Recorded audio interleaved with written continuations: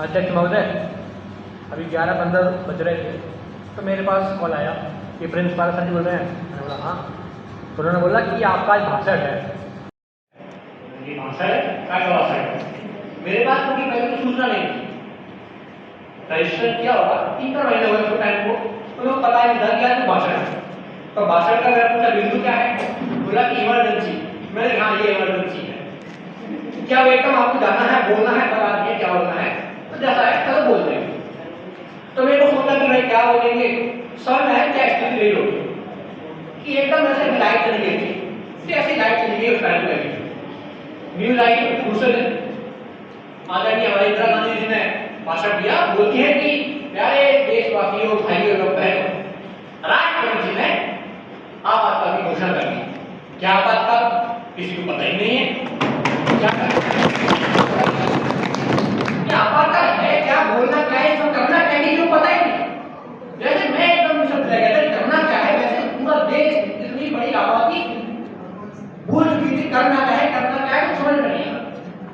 जैसे जैसे समझ में आने लगा लोगों को कि अच्छा भाई साहब बोलना नहीं है, अब कुछ करना नहीं है, अखबार में कुछ लिखा नहीं आएगा, करना क्या है, मतलब ये इतना बड़ा वो पूरा देश में स्थिति हो गई, वो क्या रहा है। एकदम खबर बनी कि अब तो भयंकर दशमंती होगी। जो मिलता है डॉक्टर को अखबार छपते थे, अखबार में खबर नहीं है, कब बिजली कट जाए, कब क्या हो जाए, किसी को कुछ पता ही नहीं। तो जो बोलने लिखने की आवाजाही थी वो तो खैर चली गई। अब उसके बाद जो प्रेस की पाबंदी हुई, जो भी हुआ, मेन बात आती है कि जुडिशरी, हमारे देश की जुडिशरी थी, उसको कर्टेल करने की पूरी साजिश रची गई। हर तरह से प्रयोग किया गया कि जो सुपरसीड जो जज थे उसको सुपरसीड किया गया, यानी जो हमारे जज को बनना था, हमारा सीजे होता था, उसको सुपरसीड करके एक जूनियर जज को बना दिया गया सीजे, जो प्रधानमंत्री जी के साथ में कोऑपरेट कर सके। ऐसी न्यायपालिका में चीजें करी गई। न्यायपालिका ही नहीं, पूरे लोकतंत्र की जो मेन जड़ थी वो था कि आपकी आवाज रख सके, आप अपनी बोल सके, आपको जो अधिकार मिले उसका प्रयोग करके अधिकार को छीन लगे। तो उस स्थिति में अगर हम देखें कि पूरा देश अपने आप में संकीर्ण हो चुका था, उसको समझ में नहीं आ रहा था कि क्या ये हमारे ऐसा देश जो निरंतर लोकतंत्र को सहता हुआ आया है आदिकाल से अपनी आवाजों को, अपनी कविता के माध्यम से, अपने रचनाओं के माध्यम से इस देश की लोगों ने बड़े बड़े महर्षियों ने ये बात कही है कि हम लोग अपनी बातें रखते हैं, उस देश की आवाज को काट दिया। ये स्थिति बन गई थी कि जनता बिल्कुल हतोत्साहित, क्या बोलते हैं उसको, कि बोल रहा हूँ ये इमरजेंसी देखो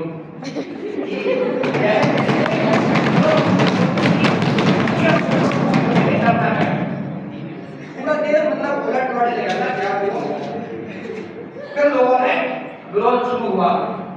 एक जेपी नारायण करके नेता हुए, बहुत बड़े नेता हुए, उन्होंने नारायण किया कि सिंहासन खाली करो, अब जनता अब जनता को समझना था कि जनता जो अपने हाथों में सत्ता लेगी, जनता ये समझेगी कि लोकतंत्र क्या है, लोग आपको बोलने की आजादी का महत्व क्या है, तब ये देश को समझ में आएगा कि आपको लोकतंत्र करना आवश्यक है। अभी आप यहाँ देख रहे हैं कि यूथ पार्लियामेंट लिखा है, वहाँ यूथ पार्लियामेंट लिखा है। क्या है यूथ पार्लियामेंट? पार्लियामेंट का एक छोटा स्वरूप है, प्रारूप है, जिसमें हम लोग खबर सीख रहे हैं कि यहाँ हमें अपनी आवाज जो बोलना चाहते हैं बोले। कि यूथ पार्लियामेंट आज नहीं होता अगर हमने उस टाइम स्वीकार कर लिया होता जो उस टाइम के नेताओं ने किया। हम जो आज बोल पा रहे हैं, अपनी बात रख पा रहे हैं, उसका कारण यही है कि इस देश ने स्वीकार नहीं किया उनकी गलत नीतियों।